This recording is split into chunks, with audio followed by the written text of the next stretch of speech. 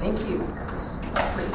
Well, I'd like to, if you haven't heard this yet, I'd like to wish each and every one of you an amazing, merry, happy holiday. Merry Christmas, happy Hanukkah. We want to cover all the bases here, right? Happy Kwanzaa. When I was in Medford, there was someone in our wonderful congregation who liked to celebrate Kwanzaa. How many of you have ever done that? Any of you even know what that is? You drive a Kwanzaa. He drives a Kwanzaa. Isn't that amazing? Very good. So there are many, many traditions, and we're not the only ones here at the Center for Spiritual Living that celebrate that. In fact, this is a true story. There was a woman recently who went into the post office and she asked for 50 Christmas stamps. Can I have 50 Christmas stamps? And the post person said, notice I said that correctly, not the postman or postwoman, post person said correctly, I said that correctly, said, certainly ma'am, and said, what denomination would you like? What denominations would you like? And she said, oh my gosh, has it really come to that? Fine, I'll have 10 Catholic stamps, 10 Methodist, 30 Baptist, and the rest I'll have with the United Church of Canada, right? So yeah, so we are an inclusive. One of the things I so love about our centers all over the world is that we are an inclusive. That means we honor every path, all paths, and even, as my dear sister who lives in Costa Rica would resonate with, she is an atheist, and we honor that as well. I said, do you believe in something? Like there was something, right? Something. Is there, what's holding, this is a good question. What is holding the moon up there and the stars and the planets and the cosmos? What is it, Something is happening, right? So she will acknowledge that. And so, therefore, we can include all of it. The great many, many paths or the great nothingness. I love Dr. Holmes because he called it divine, the great nothing that is something. I learned a new word for God today I'm going to teach you for spirit. It's called infinite mystery. Isn't that great? And that again is from Joan Borisenko. You did a good job of that. And so she calls it the great infinite mystery. Isn't that a great name for spirit? Because it is kind of a mystery. It's kind of mysterious, but yet it is known. So I love that.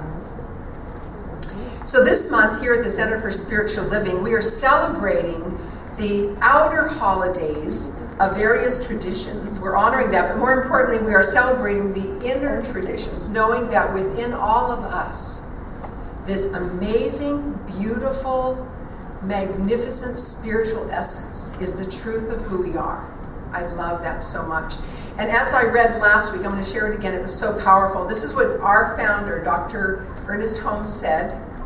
He said, each partakes of the Christ nature to the degree that the Christ is revealed through him or her. And to that degree, he or she becomes the Christ.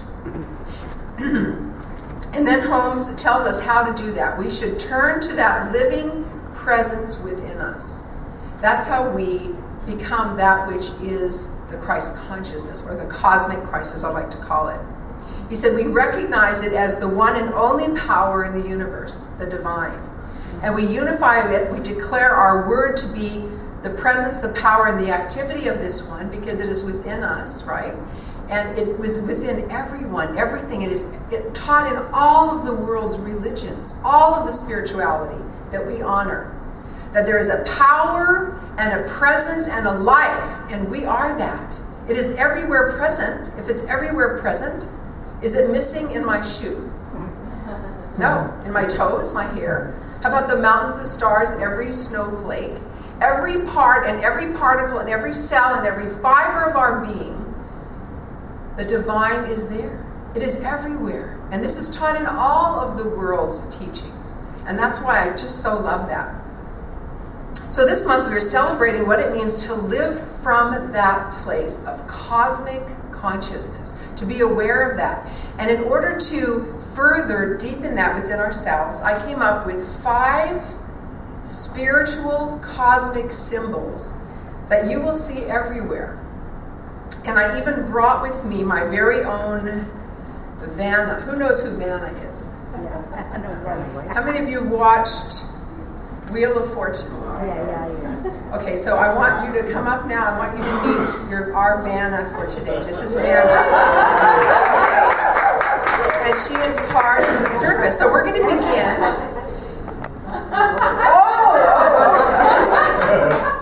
She's doing a little bit of the low cut. She doesn't wear low cut. Does she? Yeah. She does? He's going to buy one. He's going to buy a vowel. That's good. Okay. So here we go.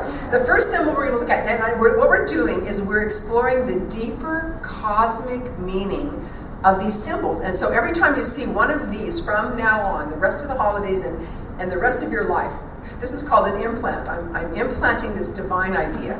Whenever you see one of these, it's not like brainwashing. No. An implant, you can accept it or not. This is just a suggestion, a divine suggestion. So here we go. Number one, the first symbol we'll look at is called the holiday wreath. And it's right here where our Vanna is showing you. So whether it's a wreath that hangs on your front door, adorns a church foyer, or serves as an Advent wreath on a coffee table, whether it's made out of real tree branches, artificial branches, pine cones, or aluminum, or whether it contains... Who has an aluminum one? You do. Excellent. See, it lasts a long time. Right? Whether it contains lights or bows, ornaments or candles, or fruit. Who has one with fruit? Nobody. Okay. You can edible. It maintains one constant quality. So as you look at this wreath, what is that quality? It is round, it is a circle, and it is the cosmic meaning of this symbol. It doesn't take a degree in rocket science to figure that out. What is the foundation of Science of Mind symbol? Who knows? What is the foundation? Reverend Ken must know this. It must be the wreath. It must be the wreath. It is the idea of oneness. It even spells the beginning of oneness, the foundation. And the students... What does the circle represent? The beginning that has no end, the eternalness, and that which encompasses everything. We are all included in the circle of life. In that circle, we are within that divine presence. So that encompasses everything. It is that which is in everything, through everything, that which is everything, from which everything is created, right? So I love the definition of God, and this is from Dr. Holmes. He says, a circle is a circumference that is nowhere and whose center is everywhere. That's his description of the divine. A circle whose circumference is nowhere and whose center is everywhere. And that's where this wreath comes from, with one added dimension.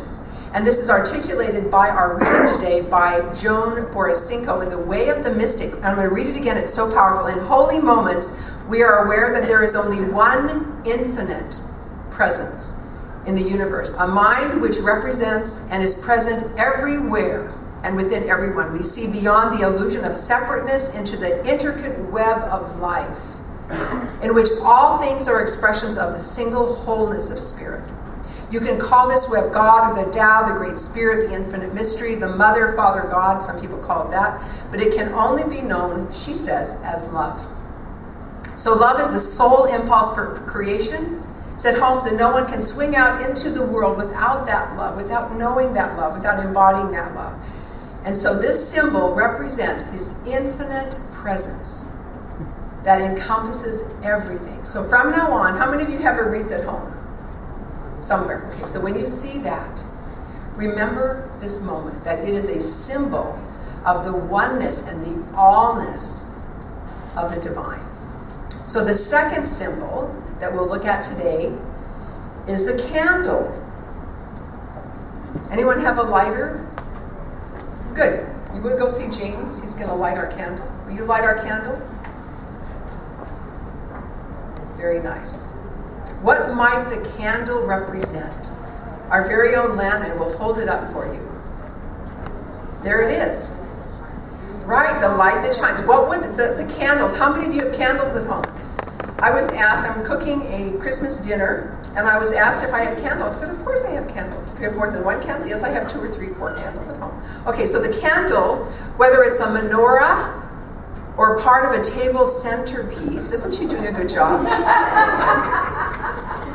not only symbolizes light, it is light, and so are you. Every one of us is made out of light, and the wick which runs through it, show us how it runs through. The wick which runs through the candle, within the candle, is representative of our true nature. Within us is spiritual magnificence. And the wax represents our body. And I almost said doctor. Reverend Ken, doctor, you have a new title. Dr. Reverend Ken today, during our meditation, talked about the blended energy of the divine human. We are a divine being on an eternal journey, but we happen to be in a body. Anyone notice? You're in a body. So the wax represents our body. The wick is the eternal presence of love that runs through all things. And of course, the illuminated wick, which is the same regardless of our shape. Aren't we different shapes? Oh, yeah. Sometimes my shape changes. We have different shapes, we're different colors, but it represents this Christ consciousness, this cosmic consciousness. And I really love the passage from Homes in Light. This is what he said. Each of us should seek the beam of light and follow it to the great light, the light that is in everything. We must acquiesce. I can't say that word. Acquiesce. Thank you. Acquiesce. See, I need help too. Acquiesce to it and surrender all that has isolated us from that light. Only then can the divine fully pronounce itself through us, in us, and personalize itself as us. I'm not going to cry. It's all good. So every time you see a candle from now on, the Christmas table, any candle you see, let it remind you of this power, this presence, this life that is the divine, this light that is you, right at the center of your being, your spiritual magnificence. And it is in every one of us. So that's our second symbol for today. You can put it right on the stage if you like. So again, what was the first one? Wreath. The wreath, the circle, the beginning, the allness of the divine. The candle, the divine truth of who we are. Now what might the third one be? The tree. The tree. No, we're not doing the tree today. We We have something better. We have something better that you're all going to love. It's not Santa here. He's coming. Yeah, Santa. We're going to do Santa. We have several Santas. We have a Santa here. Nope. Okay, the third one is something we're all invited to after today's service. We are going to have, oh, there she goes. We got to watch her. We're going to have a feast. So it is holiday food. So all look around at Vanna. There you go. The buffet table is an abundance. It is a representative and a cosmic symbol that the table of the divine, the table of God, the table of spirit is ever spread before us. There is no such thing as a divine famine. There is an abundance of food, an abundance. All you can eat, and you don't gain weight. That's my kind of food. So the holiday food reminds us of Dr. Holmes' statement when he said this. We must learn to come under the divine government, he said, and accept the fact that nature's table is ever full. Nature's table is forever full. Never was there a cosmic famine. God is always God. Spirit is always spirit. So there is a cosmic table. And God's very nature is one of abundance, giving of itself to all alike. So we have this amazing food that we'll be enjoying after today's service. And so rather than having the buffet table in front of you represent extra calories, I want you to look at it to know that the abundance of God is always present in every moment, in every second, in every part and particle of our lives. So number 4, come on up, Vanna. Number 4, the cosmic symbol. For number 4, I love, this is one of my favorite ones. I don't know where these ideas come in. I don't know. I do know. It's from the divine. The wick, the divine goddess. I like that better. Okay. So number 4 are the gifts. We all have gifts, right? Not only do we have gifts, but these are actually from under my tree. I don't know what's in them, but someone placed them under my tree. I'll find out on Christmas. Aren't they pretty? Yeah. So when you see presents under the tree or the Hanukkah bush, or as you are shopping for gifts for friends and family members, here's a cosmic way to look at the gifts. What if every gift you see reminds you to be grateful? remind you that there are so many blessings to be grateful for. Gratitude. What a perfect symbol for gratitude, because what do you say when you get a gift? You say thank you. By suggesting this idea of gratitude, I do not mean to suggest that you should expect to be thanked every time you get a gift, but instead it represents divine blessings. Every gift that you give, every gift that you receive this season, if you can see it as a reminder to be grateful for God's blessings, for Spirit's blessings, for great infinite mysteries blessings, that we are the channel through which it comes through. We are extensions of the divine, here to love. And so every gift, if we can see that as a gratitude, see every gift as a way to recognize and be grateful for the many blessings. Isn't that a great way to look at gifts? Especially when you look under the tree and there's like 212 gifts. Godzillion. Yes, there's a Godzillion. Thank you. A Godzillion. Okay, thank you. The last one, number 5. Who remembers what one is what? I'm just testing. The wreath. What was number 2? Candle. The candle. Number 3? Food. The food. The buffet. God's buffet is always available. Number 4 was the gifts of gratitude.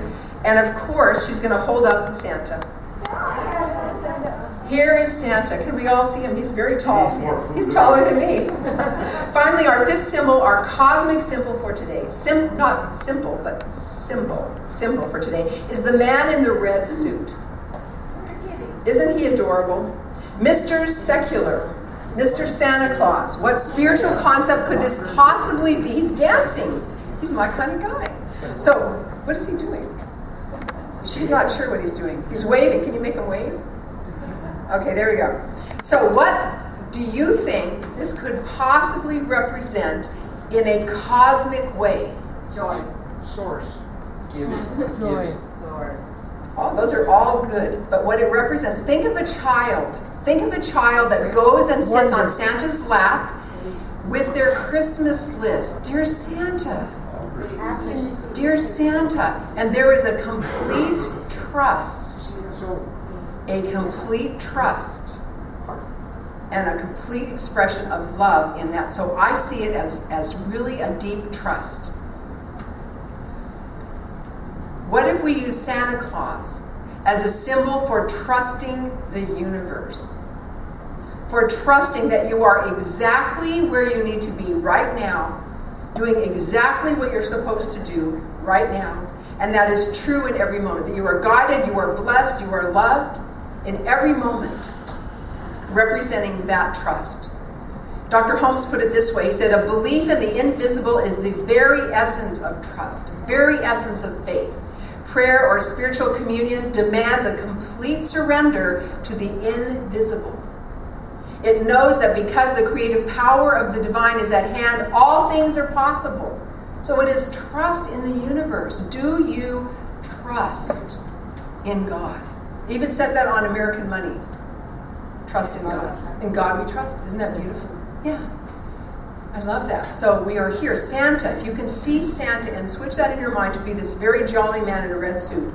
But yes, and that children go to him. But there is trust in the universe. Trust in the divine. That your life is right exactly on purpose and you are exactly where you're supposed to be with whom you're supposed to be. It's perfect. It's divine. So there are the 5 earthly symbols for this holiday that can support you in moving into a deeper awareness of the presence of the divine, the cosmic consciousness. And if we just saw each of these elements individually in this new light, we would have a wonderful new perspective on this time of year. And as I mentioned, the very first Sunday, there's kind of this continuum. Some people are joyfully happy at Christmas, and for many, they find stress, and for many, it is a very sad time.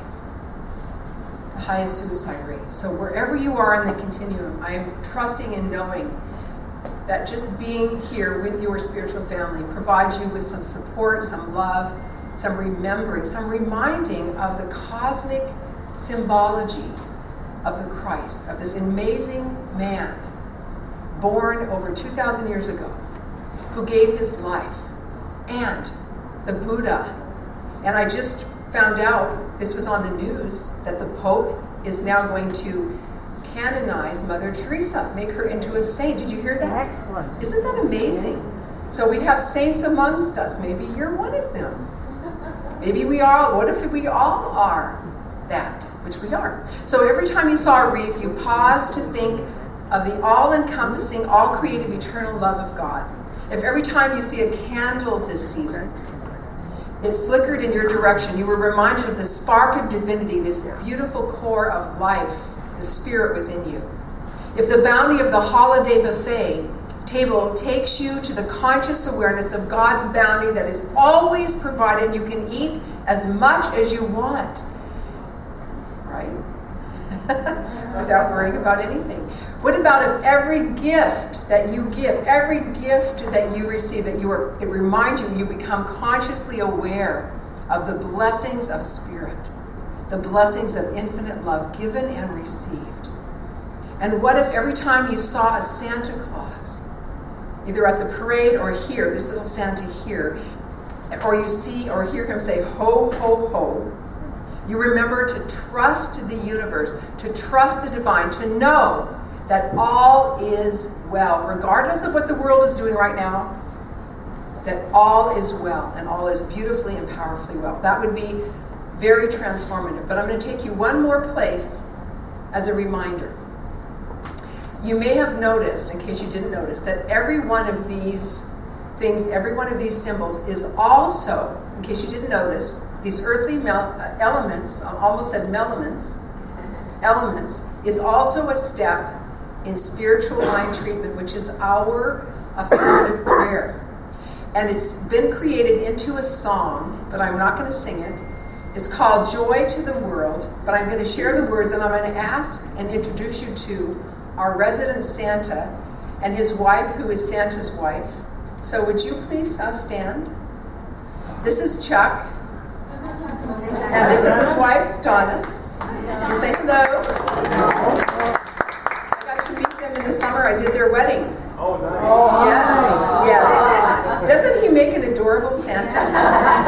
And he has a harmonica. So when I am doing, oh, there's the hat. Okay, there we go. You got to put your hat on, Santa. There we go. Oh, that's a nice hat too. It's a warm, fluffy one. Okay. And Santa's going to come up here. There's There's Santa. Yeah. Okay. Okay, Chuck, will you come up here, just right here? And he's going to play his harmonica. It's called Joy to the World. And I'm going to give you the new words.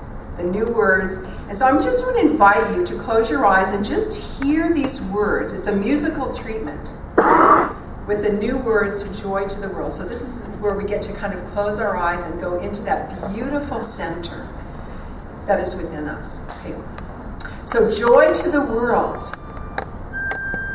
There is only one presence, one power, and one being. Let every heart embrace this truth. God lives in everything. God lives in everything. God lives in everything.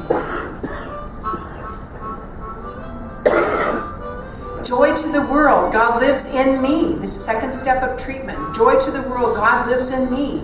God is all that I am.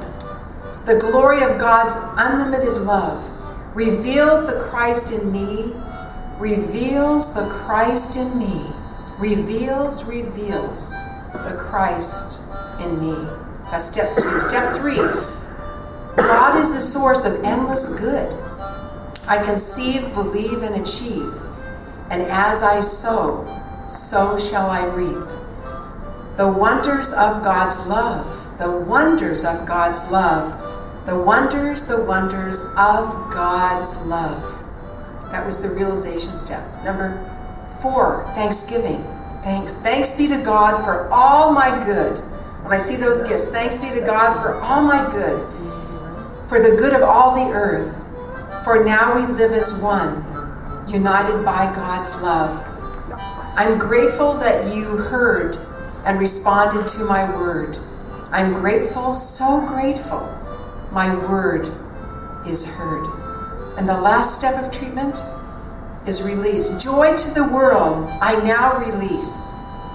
These words into the law, I release and I let go. And know that it is so. It is so. The truth has set me free. The truth has set me free. The truth has set me free. The truth has set me free. And so it is. All right, let's give him some love. That was beautiful. So I wish you and yours a wonderful, enjoyable, peaceful, divine holiday season. Happy Hanukkah, Happy Kwanzaa, Merry Christmas, one of everything. Yes, one of everything. And remember, who remembers the 5 symbols? You guys are so good. Who remembers what they are? What's number 1? Wreath. The wreath. And what do you remember about the wreath? Circular. Endless. Okay. And then what's number 2? Candle. The candle. And what does that represent? The light. The light of God that is you. What was number 3? The feast. If you can eat all you want, especially on Christmas and there's no calories. Even chocolate. Number 4, every gift that you give is a reminder of the blessings of Spirit that forever are always there. And number 5 is Santa Claus, that represents trust. To really trust the universe and trust the life of God that is you, in you as you express it. All right, so let's welcome up our wonderful presider. We're going to have a song right now. And all of you are welcome to sing. Just kind of stay in your seats, and we're going to play this song. You all know this one, What Child Is This? By John Dermont. So let's sing this together. We can just stay